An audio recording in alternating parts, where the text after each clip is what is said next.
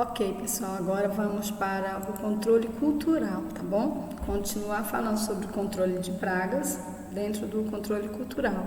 Vejam bem, práticas agrícolas que tornam o ambiente menos propício ao seu desenvolvimento, no caso, é a rotação de culturas.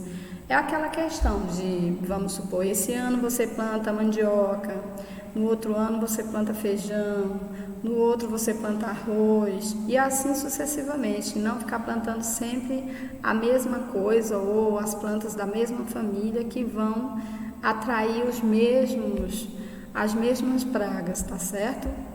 Aí vamos lá, higiene também, não só para a Covid-19, né, mas também para o controle de pragas, é muito importante a higiene. Essa higiene é retirada de plantas doentes, né, as podas. Então, se você percebe que aquela planta está infestada, o que você tem que fazer? Retirar aquela planta dali e não reaproveitar aquela muda doente e levar para outro espaço que ainda não está contaminado. Manutenção de hospedeiros alternativos que favorecem inimigos naturais, isso eu já expliquei lá na frente. Plantios heterogêneos, manutenção mata ciliar e reserva legal. Adubação, equilíbrio nutricional da planta, ou seja, se você percebe que você eliminou a praga, principalmente quando você percebe que eliminou a praga, você tem que nutrir, você tem que adubar aquela plantação, porque ela está fraca, então corre o risco de você eliminar a praga, mas não adubar. Aí aquela planta já estava fraca, porque ela estava sendo sugada pelo aquele parasita anteriormente. Então, se você não adubar, a planta vai ficar fraca, corre o risco até de você perder sua plantação. O controle mecânico. O controle mecânico, ele é voltado para a questão das armadilhas. Eu achei isso muito interessante. Eu conversei sobre isso com meu tio, mas meu tio ele é preguiçoso, tá? Eu não sei nem como é que ele consegue sobreviver com agricultura, porque ele é preguiçoso. Quando eu falei das armadilhas, ele falou para mim que ele não tinha tempo para isso. Então, por favor, pessoal, incentivem as pessoas com quem vocês vão trabalhar a fazer uso de mecanismos que não poluam, que não danifiquem o meio ambiente, tá? Aí, então, as armadilhas são recursos utilizados para atrair e capturar pragas, tá? Eficiência em áreas pequenas, principalmente. Aí nós temos aqui exemplos de armadilhas, né? Tipo caça-mosca. E com certeza essas armadilhas, elas são úteis. Nós temos também o controle físico, o fogo, a aplicação restrita. Prestem atenção. Às vezes, quando eu vejo fogo na televisão, principalmente na nossa Amazônia, né, eu fico entendendo que aconteceu talvez algum acidente envolvendo talvez até um controle de pragas. Então, queima de galhos, atacadas ou restos de culturas. Temperatura, principalmente no controle de insetos, pragas, de grãos armazenados. Pessoal, quanto mais quente é o nosso clima, mais existe a propagação de pragas e insetos, tá? Isso serve também para bactérias, fungos, eles se reproduzem mais rápido no calor, ok? Então, a radiação eletromagnética, técnica recente, utiliza raios UV e IV, atraindo ou repelindo os insetos. Essa técnica é mais, digamos que mais cara também, com certeza, porque é mais nova no mercado. Então, controle físico ainda, luz visível, uso de armadilhas coloridas, som, diferentes frequências para atrair ou repelir insetos, manipulação da radioatividade, usado na esterilização e consequente erradicação, ou seja, vão esterilizar as pragas para que as pragas não consigam mais se reproduzir, porque a sua reprodução, pessoal, é em grande escala. Isso faz com que tenha esse nome, né? Praga, porque é uma coisa que é rápida para se reproduzir e infesta muito rápido o ambiente ao qual pertence. Controle legislativo. Tudo que nós fazemos, pessoal, tem leis que nos amparam a fazer qualquer coisa. Por exemplo, dentro da educação existe LDB, dentro da questão, digamos que dos direitos trabalhistas tem a CLT, e dentro da fitossanidade, da questão do trabalho com o agricultor, também existe leis, tá? Então, cumprimento de medidas por força de leis estaduais ou federais, como fiscalizações e serviços quarentenários. Ainda dentro do controle legislativo, serviço quarentenário, objetivo, prevenir a entrada, importação e saída, exportação do país, né, como eu falei para vocês, de insetos, pragas, evitando sua disseminação. Ou seja, agora fica claro quando vocês ouvem falar que o Brasil está vendendo poucas frutas, poucas verduras para outros países, é porque com certeza os países que estão comprando, eles observam muito, eles têm um zelo muito grande na questão da saúde do que eles estão comprando, para eles levarem para suas terras. Então, se eles compram mercadorias que já estão infestadas com algum tipo de praga, essa infecção vai ser propagada na terra, no território para onde eles estão levando essas mercadorias, tá? Então, órgão responsável, Ministério da Agricultura, por meio de serviço da Defesa Sanitária Vegetal. Inspeção, fronteiras brasileiras, portos, aeroportos, fronteiras. Como eu falei, acredito eu que aqui no Brasil essa vigilância ela não é tão bem feita, porque muitas pragas que estão hoje em dia em nossas lavouras, em nossas plantações, elas não são naturais do nosso país, elas vieram de outros países, tá?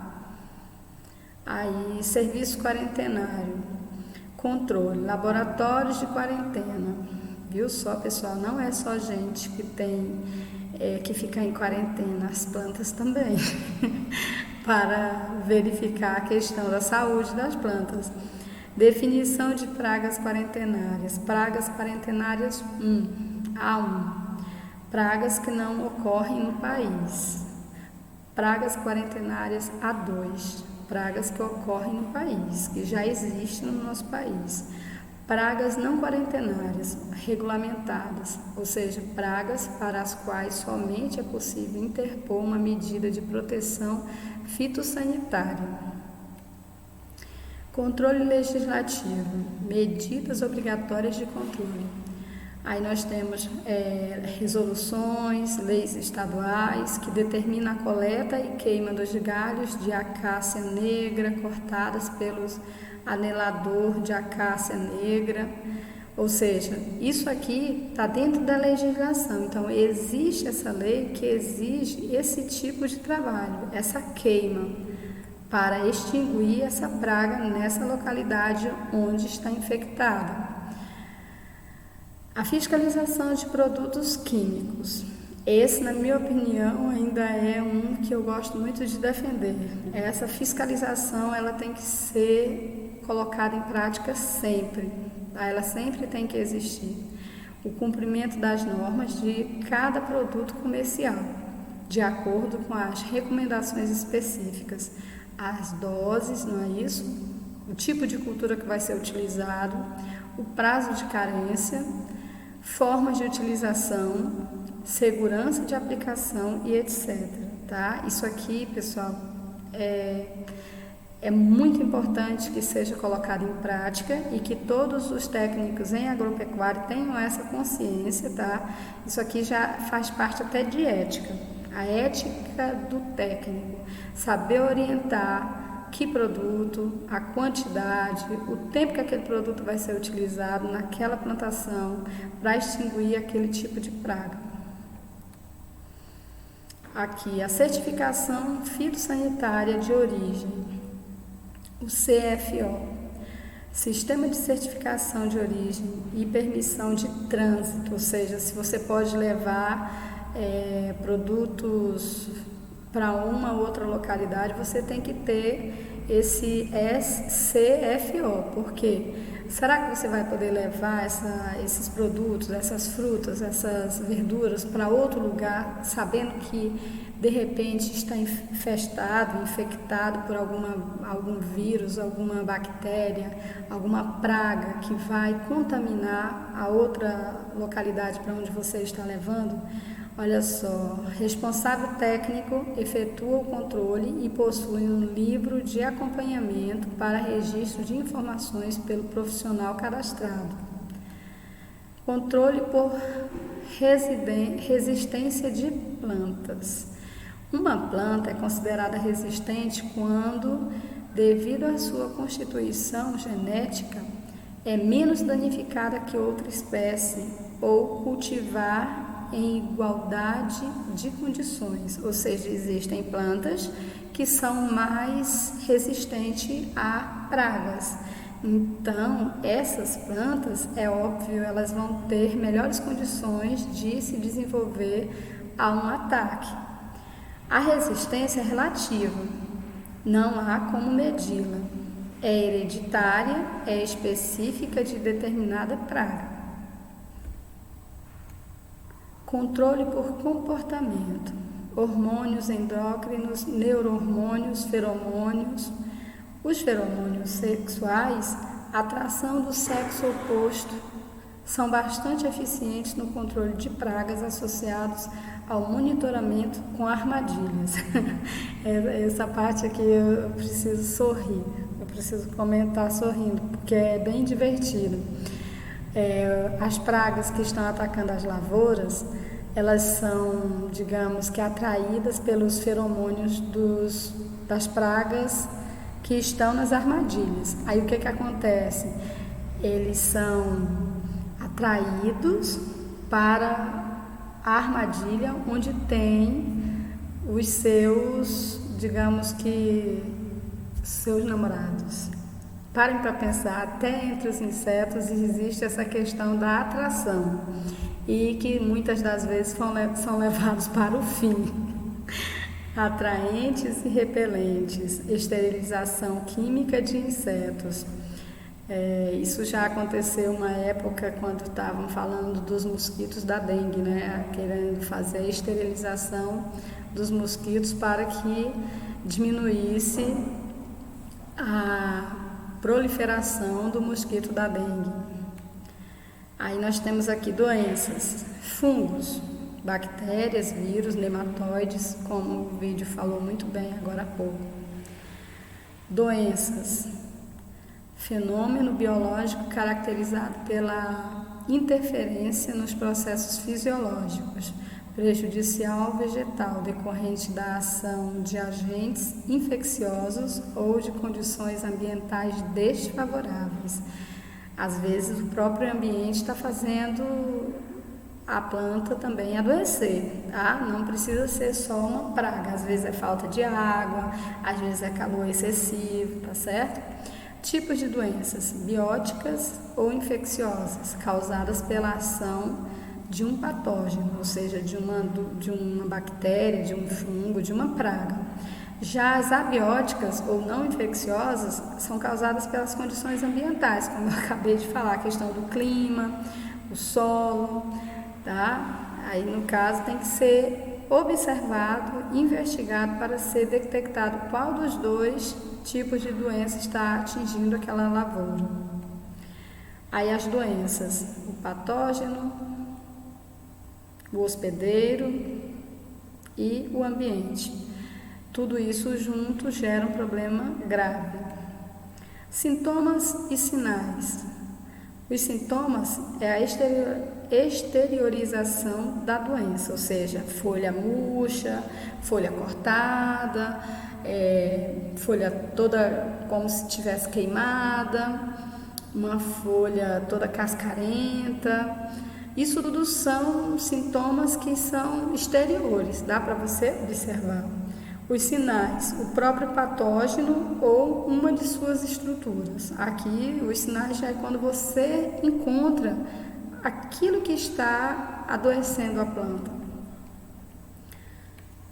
As doenças, formas de disseminação dessas doenças. Os insetos, o vento, a água, os animais, o homem, o maquinário, as plantas daninhas. Uma coisa que eu estive observando é que fala muito em higiene, tá? Quando fala em lavouras, quando fala nos cuidados fitossanitários com as plantas, para a saúde das plantas ficarem cada vez melhores, fala muito sobre a higiene. Fala que, por exemplo, se você usar o maquinário em uma lavoura que está infectada com algum fungo, alguma bactéria, e você não limpar, você vai levar aquela mesma doença para outra lavoura, para outra terra. Tá? Tipos de controle de doença: evasão, prevenção da doença pelo plantio na época, local e sob condições em que o inóculo é ineficiente, raro ou ausente.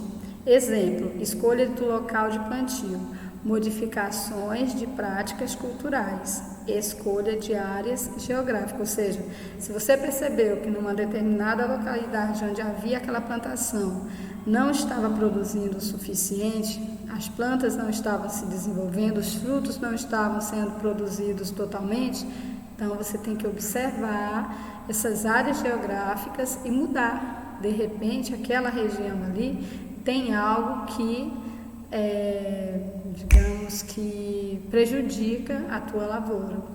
Exclusão, prevenção da entrada de patógeno em uma área não ainda infestada, realizada pela proibição ou fiscalização fitossanitária.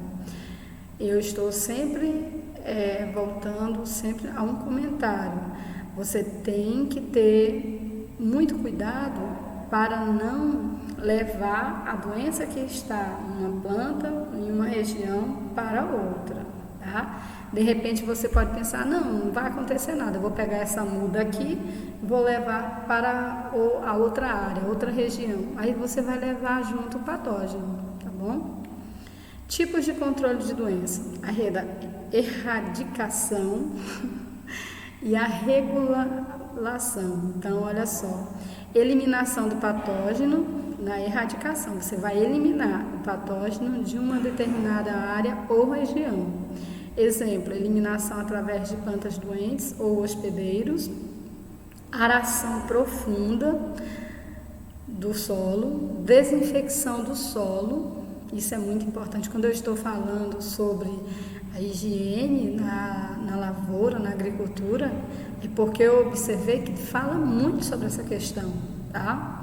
A regulação, medidas de controle baseados em modificações do ambiente, controle de água, da irrigação, controle de pH, tá? E para isso você vai precisar observar como que a água está chegando até aquela lavoura. Você vai ter que ter o controle do pH, você vai saber como que o solo está, se o solo está com pH alto, neutro ou está baixo. Isso tudo favorece ou não melhor a plantação que está ali.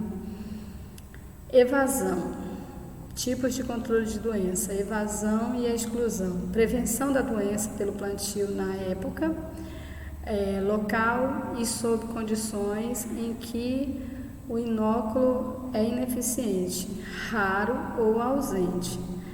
Eu acredito que eu estou repetindo isso aqui, tá? Então, tipos de controle de doença: a proteção e a imunização. Proteção, você vai proteger o ambiente daquelas pragas, né? Visa a prevenção do contato do patógeno com o hospedeiro. Exemplo: fungicida, bactericida ou inseticida.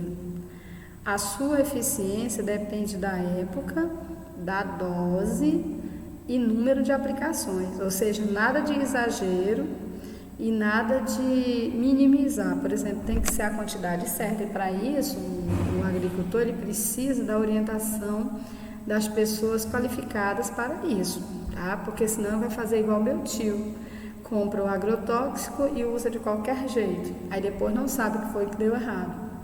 A imunização, uso de plantas resistentes, lá atrás falou sobre isso. Existem plantas que são mais resistentes a determinadas pragas e outras não. Então você precisa descobrir quais as plantas são mais resistentes àquelas pragas que você percebeu que existe na sua plantação. Tipos de controle de doença: terapia e controle integrado. Práticas utilizadas para estabelecer a sanidade da planta, que é o uso de fungicidas sistêmicos, remoção de partes infectadas da planta. Isso é a questão da terapia. Agora, o controle integrado, a associação de diferentes práticas para assegurar a sanidade vegetal, ok? Formas de controle das doenças, né?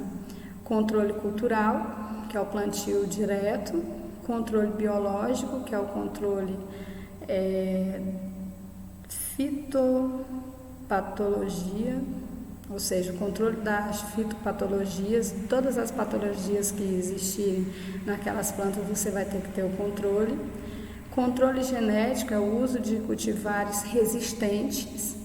Como eu já falei, existem plantas que são resistentes a determinadas pragas, então você precisa saber quais são as pragas que existem naquele local para saber quais as plantas são mais resistentes. Controle químico, que são os fungicidas e bactericidas. E o controle físico, termoterapia de órgão de propagação. Aí nós temos as plantas daninhas, tá?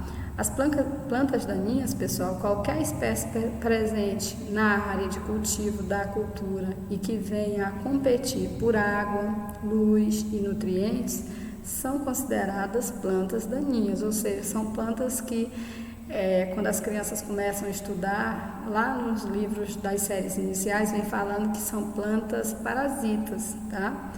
Que elas estão ali querendo algo. As plantas daninhas, por que controlar? Porque elas competem por água, por luz e nutrientes, e assim vão deixar a planta que está ali sendo cultivada para um benefício, ela vai estar morrendo, porque a planta daninha está sugando o que é de direito da planta. Plantas daninhas, como controlar? Métodos de controle. As plantas daninhas, pessoal, o controle delas é o seguinte, é o uso de práticas que visam prevenir a introdução, evitar que aquelas plantas cheguem até aquele local. O nível nacional e estadual controle preventivo é efetuado através da legislação de sementes que regula a sua entrada no país e a sua comercialização, ou seja, é cuidar para que essas plantas daninhas não cheguem até a nossa região. As plantas daninhas, espécie em ampla disseminação, tiririca, picão preto e o capim-arroz. Essas são as principais plantas daninhas. As plantas daninhas e o controle cultural, o uso de práticas de manejo de água e de solo, como rotação de cultura. A rotação de cultura é aquela questão, esse ano eu planto arroz, no outro eu planto milho, no outro eu planto feijão e assim eu vou trocando. O uso de coberturas verdes, ou seja, aquelas plantas que são saudáveis e que de certa forma você eliminou algumas galhas, você vai utilizar como cobertura verdes. Controle mecânico, arranque manual, aqui é a questão da higiene novamente.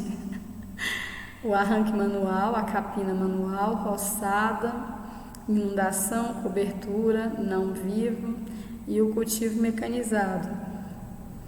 Controle físico, inundação, porque alguns insetos vão morrer afogados, cobertura do solo com restos vegetais ou plástico, solarização do solo, controle térmico, ou seja, vai aumentar a temperatura. Aí, controle biológico, uso de inimigos naturais, pragas e doenças capazes de reduzir a população das plantas daninhas, ou seja, as plantas daninhas vão ser atacadas por pragas e doenças que só fazem mal a ela. A eficiência é recomendada associada a outros métodos. Considera-se como controle biológico a alelopatia, inibição química exercida por uma planta, viva ou morta, sobre a germinação ou desenvolvimento de outras. Aí o controle integrado considera todos os fatores que podem proporcionar à planta maior e melhor produção, permitindo o aproveitamento eficiente dos recursos do meio. Une prevenção, controle, curto, médio e longo prazo, quando necessário. Exemplo, sistema de plantio direto, integração agricultura-pecuária, integração agricultura-pecuária-floresta, agrocivipastoris, ou seja, é uma mistura de tudo. Você pode até colocar alguns animais que vivem ali para eliminar algumas pragas que estão chegando à lavoura, como as plantas daninhas. Aí, controle químico.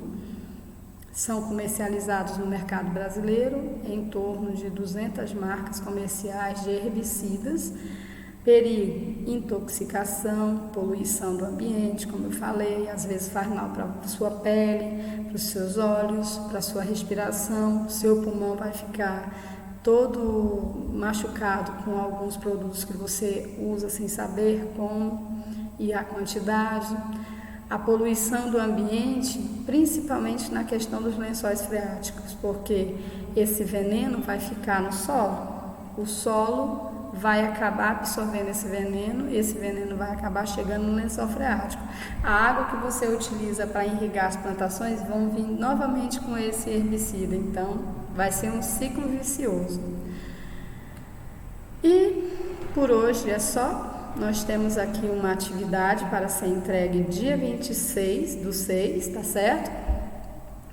Essa atividade, pessoal, eu vou explicar daqui a pouco, quando eu passar mais um vídeo, ok? Então, observem esse vídeo, por favor. Um dos maiores problemas da agropecuária brasileira é o uso excessivo de agrotóxicos. O Brasil é o maior consumidor mundial dessas substâncias, o que acaba trazendo sérios riscos à saúde humana. Para minimizar esse problema e atender aos produtores interessados na substituição total ou parcial dos agroquímicos utilizados no controle de pragas agrícolas, a Pesagro Rio desenvolve pesquisas com defensivos alternativos para sua formulação e padronização. A decisão de se trabalhar com defensivos alternativos veio por conta de se tentar reduzir o uso de agrotóxicos no Brasil nos cultivos convencionais e também para uso por agricultores orgânicos. Os defensivos alternativos, eles são produtos de baixo custo e acessíveis à produção por agricultores familiares. Os defensivos alternativos são preparados a partir de substâncias não prejudiciais à saúde humana e ao meio ambiente. Estão incluídos nesse grupo os agentes de biocontrole, os diversos biofertilizantes líquidos, as caldas caseiras e os extratos de plantas. Apesar de representarem uma alternativa segura de controle de pragas em hortaliças, as formulações biológicas ainda ocupam pouco espaço na agricultura brasileira. No mundo, mais de 120 espécies de insetos e ácaros prejudiciais às plantas já são controladas, total ou parcialmente, com a introdução de agentes de controle biológico. No Brasil, esse número ainda é bem reduzido e as pesquisas ainda têm um longo caminho a percorrer.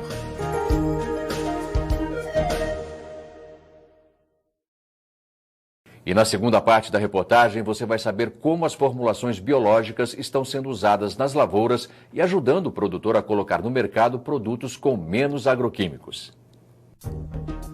Os agentes de biocontrole são formulados a partir de parasitos de insetos ou de micro-organismos que lhes causam doenças, ou de parasitoides que depositam ovos nos insetos praga. Os biofertilizantes são obtidos principalmente da fermentação de estercos e podem ser suplementados com a adição de micronutrientes. Para o armazenamento e distribuição desses produtos, recomenda-se a reutilização de garrafas de plástico do tipo PET. O biofertilizante Agrobio, produzido em sistema de fermentação aberta, funciona como fonte suplementar de nutrientes, revelando o potencial para controlar diretamente alguns fitoparasitas. Pode ser utilizado em quase todas as culturas e sua ação é rápida. Há 3 anos atrás, nós fizemos um plantio de tomate orgânico. E sem o uso desses produtos, nós tivemos uma quebra muito grande. E nós fomos a Pesagro e os pesquisadores nos orientaram o uso do Agrobio, da cauda sufocalça, juntamente com o Bacilo thuringiensis, que deu um ganho de quase 100%. E foi uma produção muito boa. Não só o tomate, como também nas verduras, nos legumes. E fora que ele ajuda no meio ambiente. Nós ganhamos na saúde e o ambiente também ganha. Outro biofertilizante líquido mais simples e bastante conhecido é produzido a partir da fermentação metanogênica, semelhante a um biodigestor de esterco fresco de bovino. O esterco de gado leiteiro possibilita um efluente de melhor qualidade, pois os animais recebem dieta mais balanceada, contendo grande variedade de micro-organismos, o que acelera a fermentação. Esse biofertilizante apresenta múltiplas finalidades, entre elas, ação controladora sobre determinados micro-organismos fitopatogênicos e promoção de florescimento e de enraizamento em algumas plantas cultivadas, possivelmente pelos hormônios vegetais nele presentes. As caudas caseiras também são bons exemplos de defensivos alternativos utilizados pelo produtor rural. As mais usadas são as caudas sulfocálcica e a bordaleza. A cauda sulfocálcica é resultado de uma reação balanceada entre o cálcio e o enxofre, dissolvidos em água e submetidos à fervura. Além do seu efeito fungicida, exerce ação sobre ácaros, cochonilhas e outros insetos sugadores. A cauda bordaleza é uma suspensão coloidal de cor azul celeste obtida pela mistura de uma solução de sulfato de cobre com uma suspensão de cal virgem ou hidratada. Outra alternativa para minimizar o uso de agrotóxicos na lavoura é a utilização de extratos de plantas. A flora brasileira é rica em espécies com princípios ativos de importância terapêutica. Com potencialidade não apenas de utilização na medicina natural, ela também pode ser utilizada na forma de inseticidas naturais para o controle de pragas que normalmente ocorrem na agricultura. Os inseticidas de origem vegetal têm potencial de uso na agricultura porque são de fácil obtenção e utilização, têm baixo custo e minimizam os problemas ambientais apresentados pelos agrotóxicos. Temos vários exemplos, além do NI, que é muito conhecido, nós temos trabalhado já com resultados satisfatórios, o alho, o fumo de rolo, a pimenta malagueta, a pimenta do reino e também há uma planta chamada de timbó. Então, e nós temos ainda outras tantas para estudar. Apesar de serem importantes alternativas aos agrotóxicos sintéticos, esses produtos devem ser utilizados como medidas auxiliadoras no manejo dos fitoparasitas em sistemas agrícolas conduzidos dentro dos princípios agroecológicos, enquanto esses sistemas estiverem desequilibrados. Com isso, a agricultura ecológica é fortalecida e o agricultor obtém produtos com menos ou nenhum resíduo químico e mais saudáveis para o consumidor final.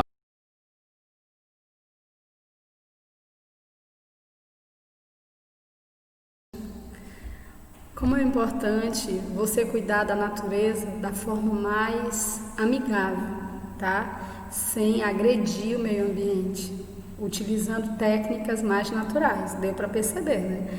Esse vídeo é assim maravilhoso. Eu achei mais vídeos, mas infelizmente fica muito complicado colocar todos eles na plataforma ou colocar todos no grupo de WhatsApp, né? Mas eu vou tentar colocar todos os que eu pesquisei.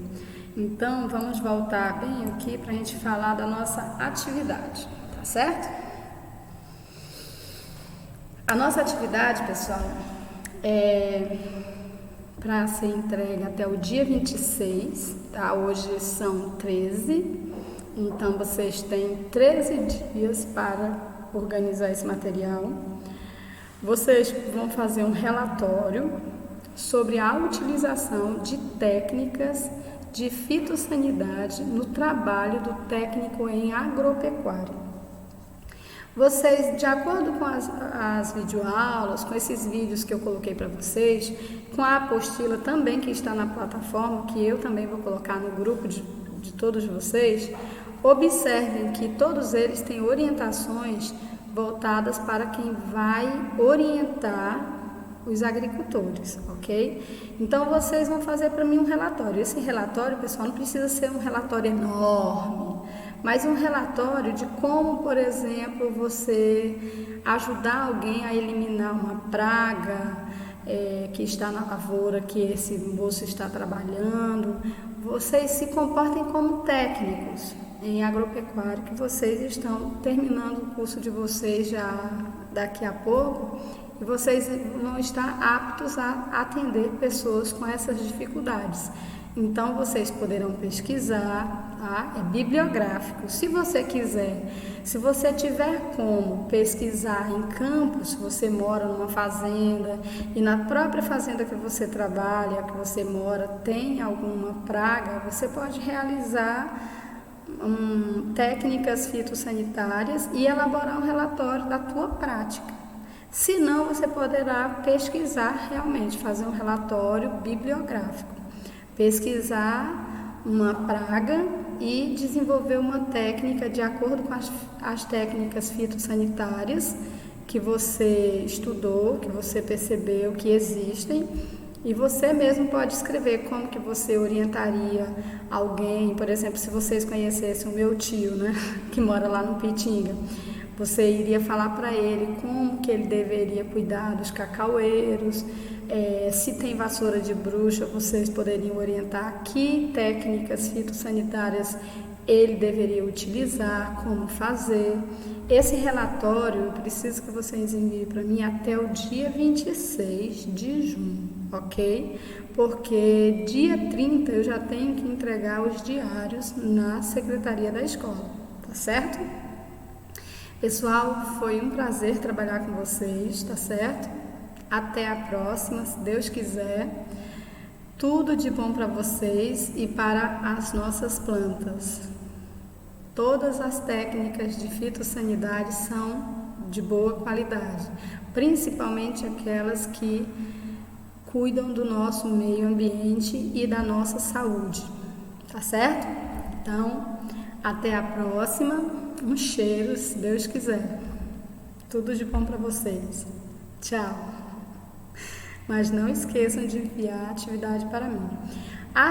Essas atividades que eu estou sempre pedindo para vocês, tanto na aula passada como nessa daqui, vocês poderão enviar para o meu e-mail, que já está no grupo de vocês, ou mesmo para o meu WhatsApp.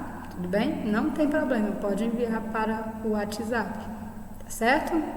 Cheiro e até a próxima. Agora eu vou.